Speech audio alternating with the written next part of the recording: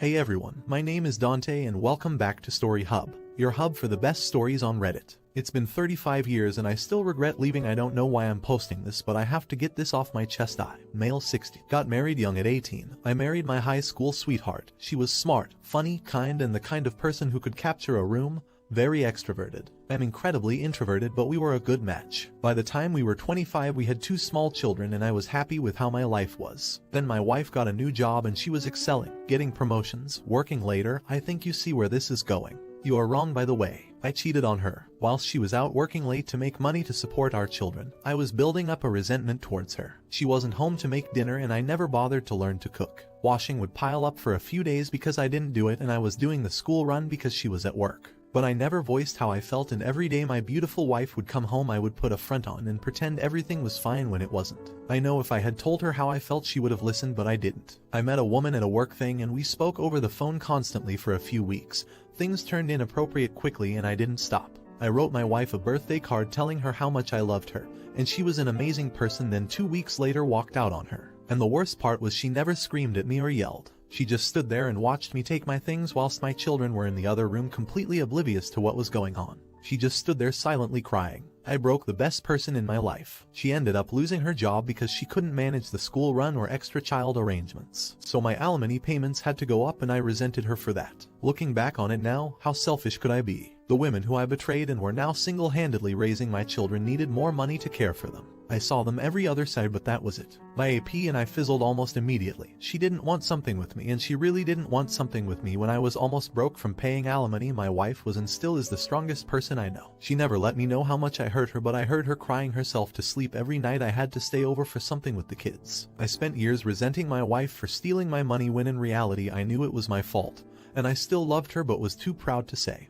And even though I left, it was her who eventually filed for divorce because every time she asked me if I had gotten a lawyer I would say I'm not ready. Eventually she filed because she said it was too painful. I said some really awful things to her when I was angry, like I didn't love you for a long time. I stayed for the children and every time she just said nothing back. I'll never forgive myself for that. She wanted to try to make it work. She fought for me every day for months and I wasn't interested. She loved me even when I hated her. Then she met Mark. He was older, wiser, and he loved her the way I should have loved her. He was and is a good man to her and my children. Watching someone else love the person you were supposed to love forever is quite possibly the worst thing I've ever had to do. I blurted out I love you to her 2 weeks before her wedding and she looked at me and said, then you should have fought for me, because I would have loved you forever if you'd let me. On the day of her wedding I sat outside the church in my car, telling myself I would object the wedding, but I didn't. That was 30 years ago, and seeing that written in front of me now is just as painful as hearing it all those years ago. Having to watch her with him all these years has been my punishment, and I've had the odd relationship but nothing serious. I will never forgive myself for what I did. It should have been our 42nd wedding anniversary today. I don't think anyone survived infidelity entirely. I think you learn to live with it.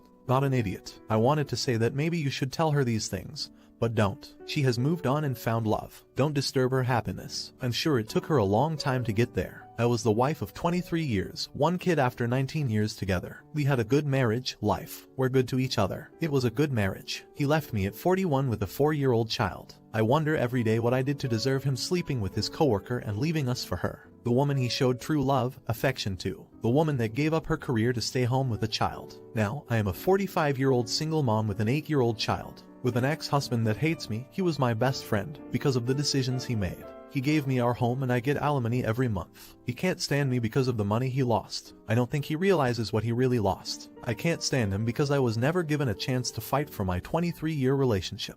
I am hopeful for love, but I only get every other weekend to date. Most people don't like that. Only one person has met my child in 4 years. My ex had a new instant family and has spent every night with his girlfriend. I'm alone and probably will be for the rest of my life because of the boundaries I set in my dating life. I protect my and my child's life for a reason. Most men don't have the patience to see where we are in 3 months with every other weekend. I sacrifice my personal life a lot, but I know it's worth it. I'm sure your ex-wife suffered and sacrificed so much. I hope that she found true happiness. Not an idiot. Bro, that had to be hard to write out. But by God it was powerful to read. And hindsight is always 20/20. But sharing this could very well knock some sense into the people who read it. I can kind of identify with you and your ex in the situation. It is a female canine when one partner is sacrificing and striving to make the future bright for you both, and the kids. And it is hard on the person that is holding down the fort. Both lose out on getting quality time together, and it hurts. You just wish people would use loyalty and patience in those situations. But so often something or someone gets in the way. Major props again for writing and sharing.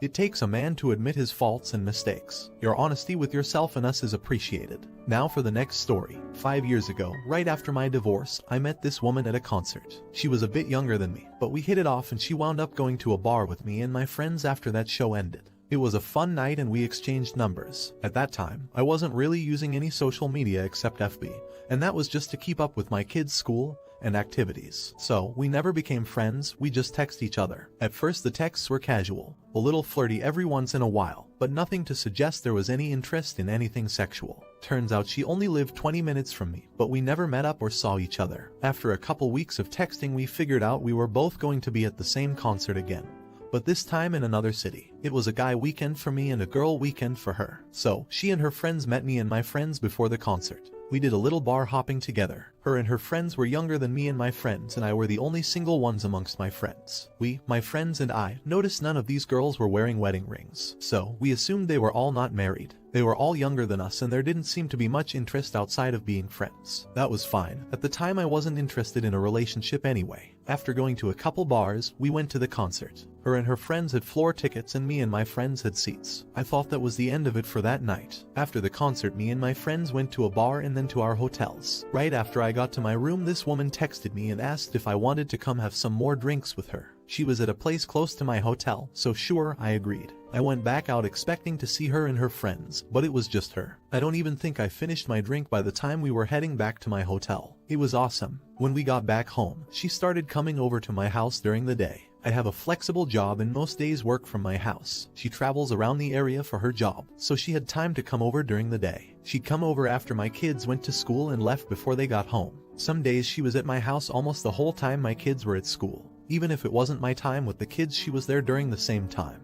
Never at night and never during the weekends. It was just a FWB type relationship.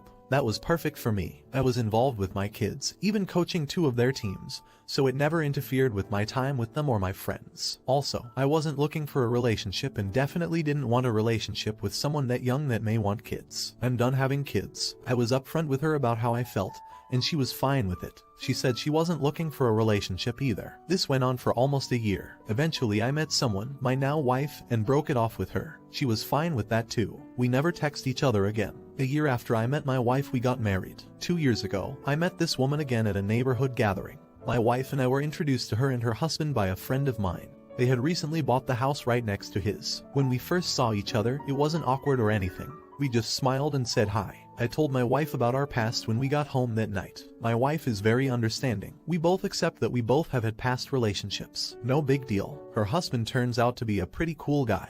He starts hanging out with my group of guy friends and we become friends too. This year he joined one of my fantasy football leagues, so he friends me on FB. After I became friends with him, he became friends with my wife. My wife takes a look at his profile and asks how long ago I was FWB with his wife. It was 5 years ago. She showed me a recent post that said he and his wife have been married for 8 years. Not an idiot. Damn, are you going to tell him? I mean, if you were him, wouldn't you want to know? Also, I am so glad that it went in a different direction. I thought you meant you cheated like you did not, you were the AP.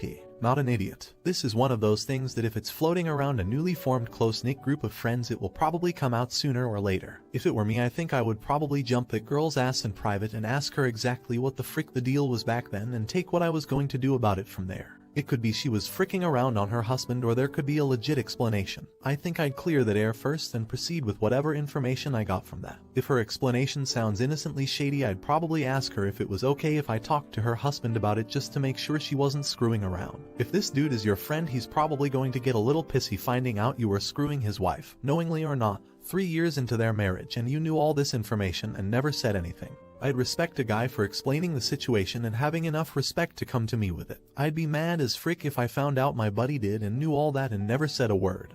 Just let me play along like a fucking chump.